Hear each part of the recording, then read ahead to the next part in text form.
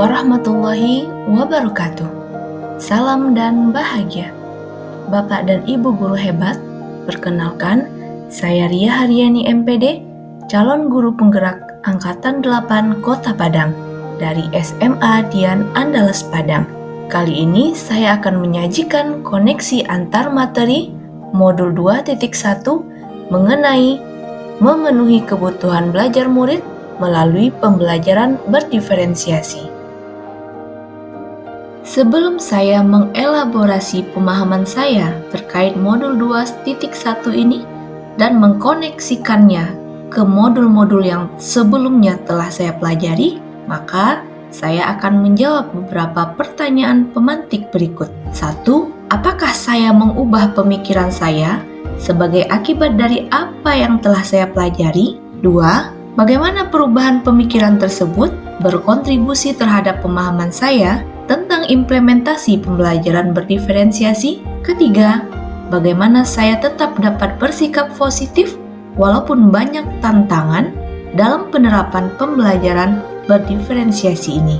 Jawaban dari pertanyaan pemantik tadi, yang pertama, ya, karena ternyata pembelajaran berdiferensiasi itu menurut saya sangat mengakomodir kebutuhan belajar murid.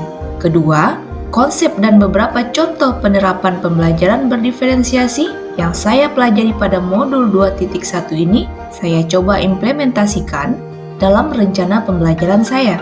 Jawaban yang ketiga, saya akan terus menggali pemahaman mengenai penerapan pembelajaran berdiferensiasi ini sehingga saya menemukan cara penerapan yang lebih praktis dan efektif untuk dilakukan, termasuk bagaimana melakukan asesmen yang berkelanjutan sehingga saya bisa melihat keberhasilan murid dalam suatu capaian pembelajaran. Bapak dan Ibu, berikut ini koneksi antar materi pada modul 2.1, yaitu bagaimana memenuhi kebutuhan belajar murid melalui pembelajaran berdiferensiasi. Selamat menyaksikan. Saya akan mencoba melakukan koneksi pada modul 2.1 ini dengan menjawab pertanyaan pertama, kesimpulan tentang apa yang dimaksud dengan pembelajaran berdiferensiasi dan bagaimana hal ini dapat dilakukan di kelas.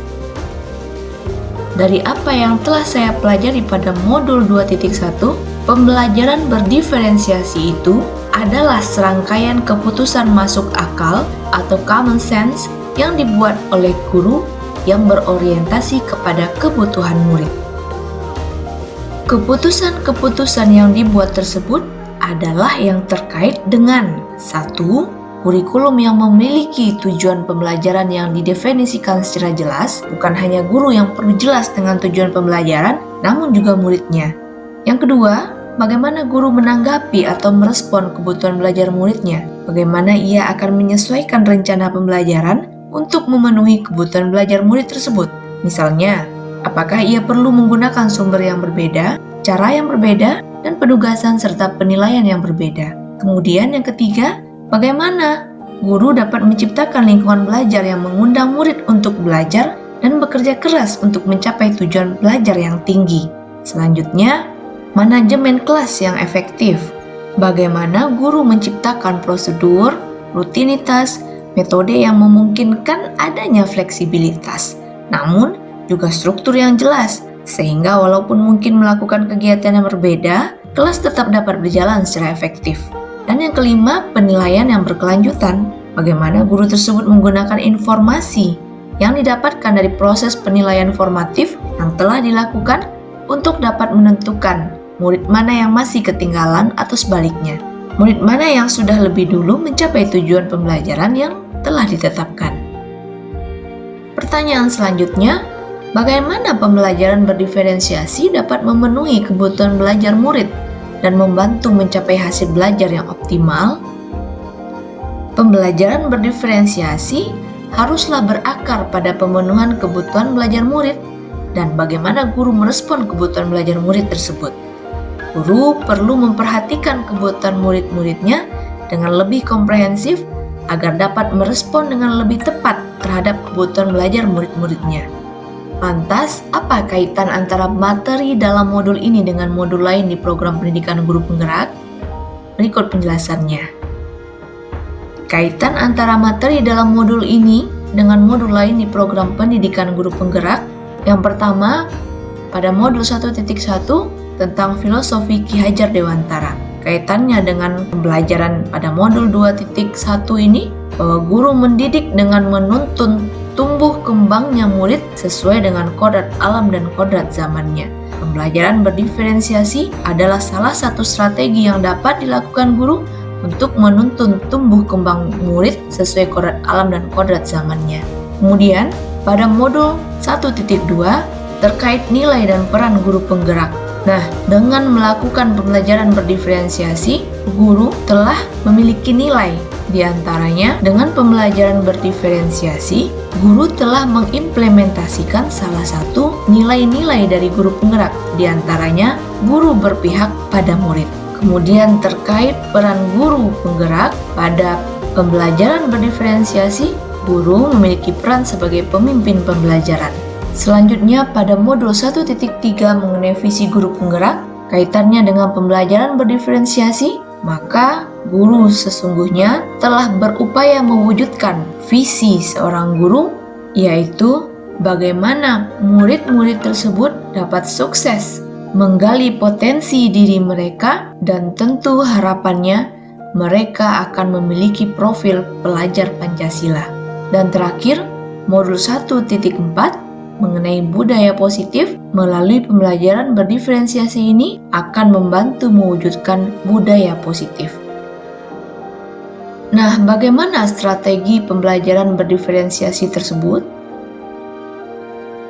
Tomlinson dalam bukunya yang berjudul How to Differentiate Instruction in Mixed Ability Classroom menyatakan bahwa ada 3 kebutuhan belajar murid yang harus diperhatikan oleh guru.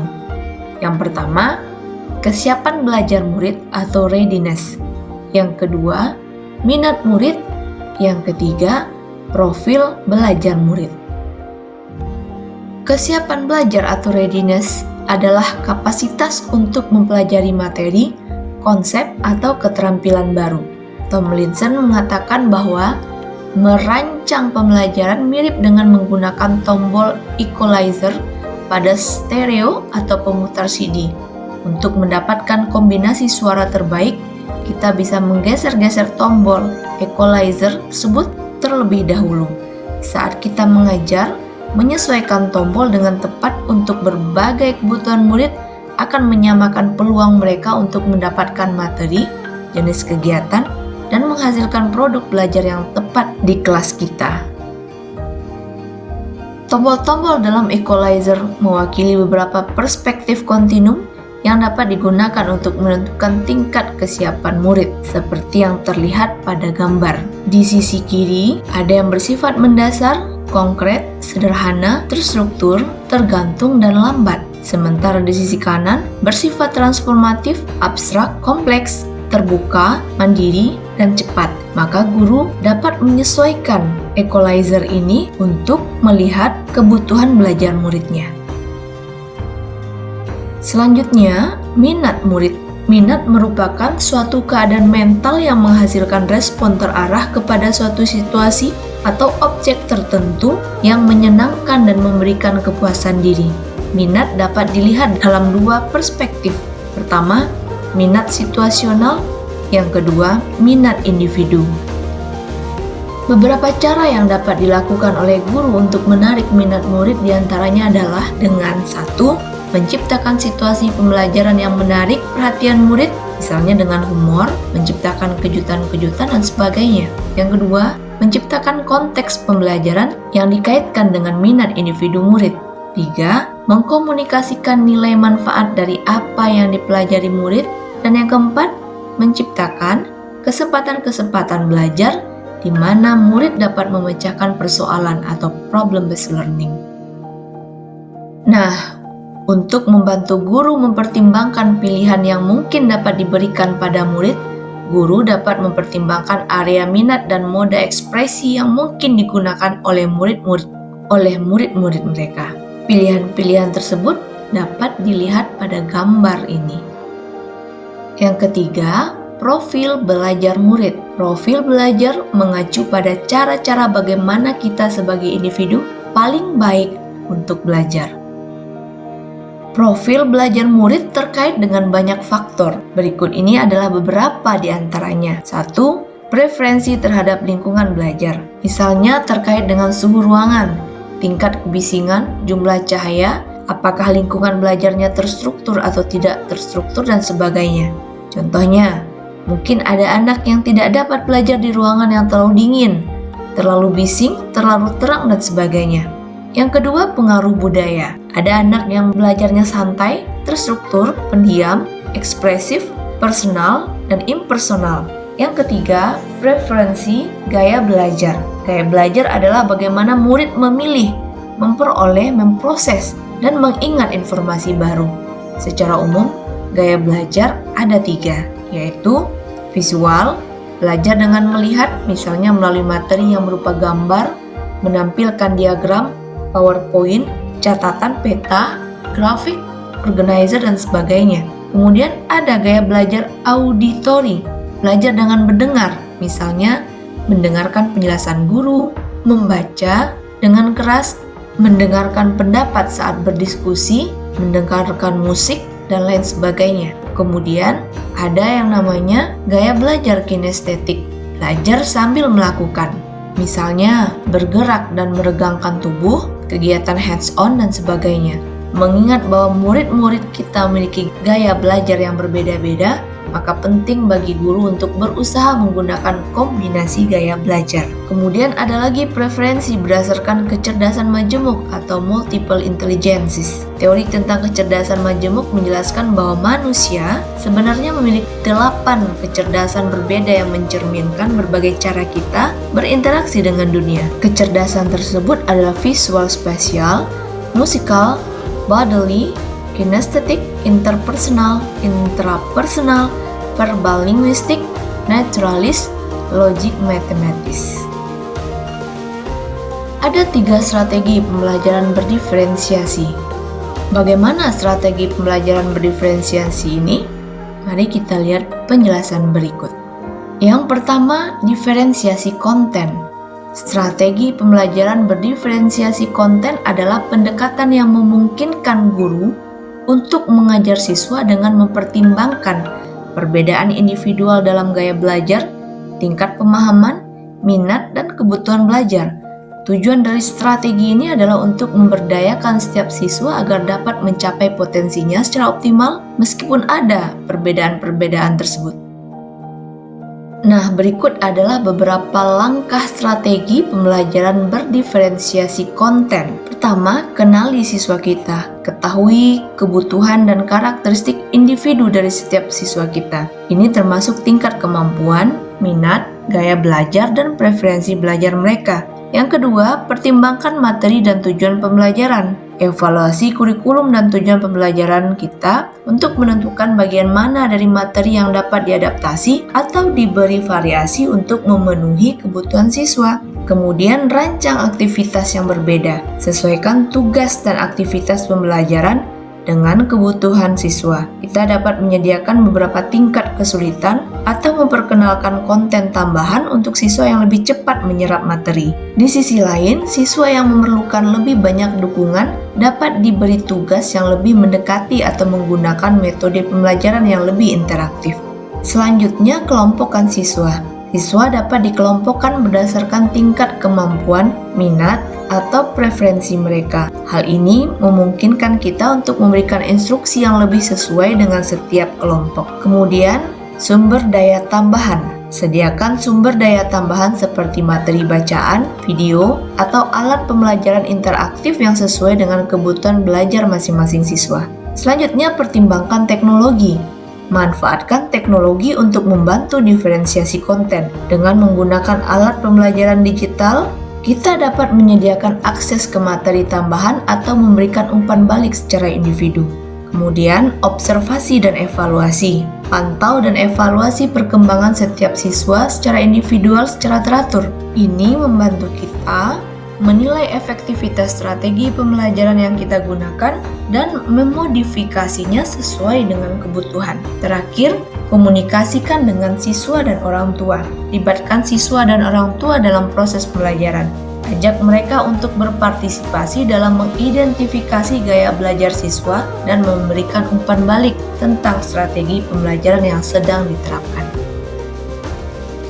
Yang kedua, diferensiasi proses. Strategi pembelajaran berdiferensiasi proses adalah pendekatan yang memungkinkan guru untuk menyajikan informasi dan materi pembelajaran dengan cara yang berbeda untuk memenuhi kebutuhan belajar individu siswa. Dengan demikian, setiap siswa dapat mengakses dan memahami konten pembelajaran sesuai dengan gaya belajar, kecepatan, minat, dan tingkat pemahaman mereka. Berikut adalah beberapa langkah strategi pembelajaran berdiferensiasi proses. Pertama, menggunakan pendekatan mengajar yang beragam. Gunakan berbagai pendekatan pengajaran seperti ceramah, diskusi kelompok, proyek, atau kegiatan kreatif untuk menciptakan lingkungan pembelajaran yang beraneka ragam. Dengan cara ini, siswa dengan gaya belajar berbeda dapat mengambil manfaat maksimal dari setiap pendekatan. Kemudian, kelompokkan siswa. Kelompokkan siswa berdasarkan tingkat kemampuan, minat, atau gaya belajar mereka. Setiap kelompok dapat diberikan instruksi yang sesuai dengan kebutuhan belajar mereka. Misalnya, kelompok yang lebih mahir dapat diberi tugas yang lebih menantang, sementara siswa yang memerlukan bantuan tambahan dapat mendapatkan dukungan yang lebih intensif, yaitu dengan cara scaffolding. Selanjutnya, guru dapat menggunakan sumber daya yang berbeda. Sediakan beragam sumber daya pembelajaran seperti bacaan tambahan, video, perangkat lunak, interaktif, atau presentasi multimedia yang memungkinkan siswa memilih metode pembelajaran yang sesuai dengan preferensi mereka. Kemudian, berikan pilihan tugas. Beri siswa pilihan dalam tugas atau proyek yang akan mereka kerjakan. Misalnya, kita dapat menawarkan beberapa opsi topik atau metode presentasi yang berbeda sehingga siswa merasa lebih terlibat dalam proses pembelajaran. Selanjutnya, adanya fleksibilitas dalam penilaian. Berikan berbagai cara untuk mengevaluasi pemahaman siswa. Selain tes tertulis, kita bisa menggunakan proyek, presentasi, portofolio, atau diskusi kelompok untuk memungkinkan siswa menunjukkan pemahaman mereka dengan cara yang sesuai bagi mereka. Selanjutnya, kita juga dapat menggunakan sistem tutor sebaya, di mana siswa yang lebih mahir membantu siswa yang memerlukan bantuan tambahan dalam pemahaman materi. Selanjutnya, penggunaan teknologi. Manfaatkan teknologi untuk memberikan dukungan dan informasi tambahan secara individual. Platform pembelajaran digital dan aplikasi pendidikan dapat membantu memfasilitasi pembelajaran yang berbeda. Terakhir, lakukan observasi dan umpan balik. Amati perkembangan siswa secara individual dan berikan umpan balik yang spesifik untuk membantu mereka mengatasi kesulitan dan agar berkembang dalam pembelajarannya. Ketiga, diferensiasi produk. Strategi pembelajaran berdiferensiasi produk adalah pendekatan di mana guru memberikan beragam tugas atau proyek akhir kepada siswa untuk mengekspresikan pemahaman mereka tentang materi pembelajaran. Dengan menggunakan strategi ini, siswa memiliki kesempatan untuk menunjukkan pemahaman mereka dengan cara yang berbeda, sesuai dengan minat, gaya belajar, dan kekuatan masing-masing. Nah, berikut ini adalah beberapa langkah strategi pembelajaran berdiferensiasi produk. Pertama, pilihan proyek. Tawarkan beberapa pilihan proyek yang berbeda kepada siswa. Misalnya, siswa dapat memilih untuk membuat presentasi, membuat poster, menulis esai, membuat model, atau mengembangkan proyek kreatif lainnya untuk menunjukkan pemahaman mereka tentang materi. Yang kedua, penugasan berbasis minat. Diskusikan dengan siswa tentang minat dan hobi mereka. Kemudian, pilih tugas akhir yang relevan dengan minat mereka. Ketika siswa merasa terhubung dengan topik yang mereka pelajari, mereka cenderung lebih termotivasi dan bersemangat untuk menyelesaikan tugasnya. Kemudian kelompokkan siswa. Kelompokkan siswa berdasarkan minat atau keahlian mereka. Dan beritahu setiap kelompok tentang proyek akhir yang berbeda. Setiap kelompok dapat berfokus pada proyek yang sesuai dengan minat dan keahlian anggotanya. Selanjutnya, penugasan multi-level. Sediakan proyek dengan tingkat kesulitan yang berbeda. Ini memungkinkan siswa dengan tingkat kemampuan yang berbeda untuk mengeksplorasi materi dengan lebih mendalam atau lebih luas sesuai dengan tingkat keterampilan mereka. Selanjutnya, format penyampaian yang berbeda. Pertimbangkan cara berbeda untuk menyampaikan proyek seperti laporan tertulis, presentasi lisan, video, atau pameran poster. Hal ini membantu siswa yang memiliki preferensi penyampaian berbeda untuk mengekspresikan pemahaman mereka secara lebih nyaman. Kemudian, guru bisa menjadi konsultan. Jadilah konsultan bagi siswa dalam merancang proyek akhir mereka. Nah, guru dapat membantu siswa memilih proyek yang sesuai dengan minat mereka dan berikan bimbingan saat mereka menyelesaikan tugas tersebut. Selanjutnya, observasi dan evaluasi. Pantau kemajuan siswa selama proses penyelesaian proyek. Berikan umpan balik yang berarti untuk membantu mereka meningkatkan kualitas produk akhir mereka. Dan terakhir, adakan presentasi publik. Berikan kesempatan bagi siswa untuk menyajikan hasil proyek mereka kepada teman sekelas atau anggota keluarga. Ini membantu membangun rasa percaya diri dan keterampilan komunikasi mereka. Nah, Bapak Ibu, berikut ini contoh analisis kebutuhan belajar murid yang saya lakukan dan RPP yang sudah saya buat dengan strategi berdiferensiasi. Berikut cuplikannya.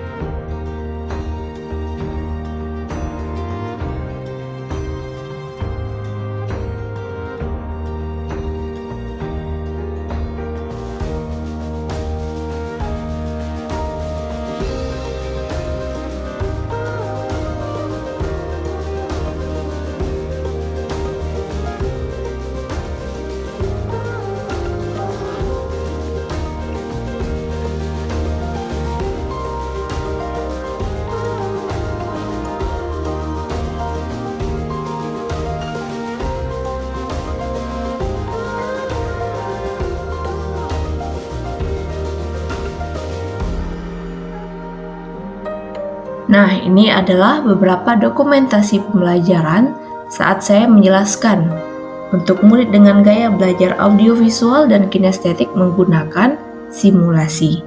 Nah, untuk siswa kinestetik, guru dapat langsung membawa objek alat ukur ke kelas atau praktik di laboratorium. Nah, Bapak dan Ibu guru hebat, demikian saja hasil koneksi antar materi pada modul 2.1. Semoga bermanfaat. Terima kasih atas perhatiannya. Salam dan bahagia.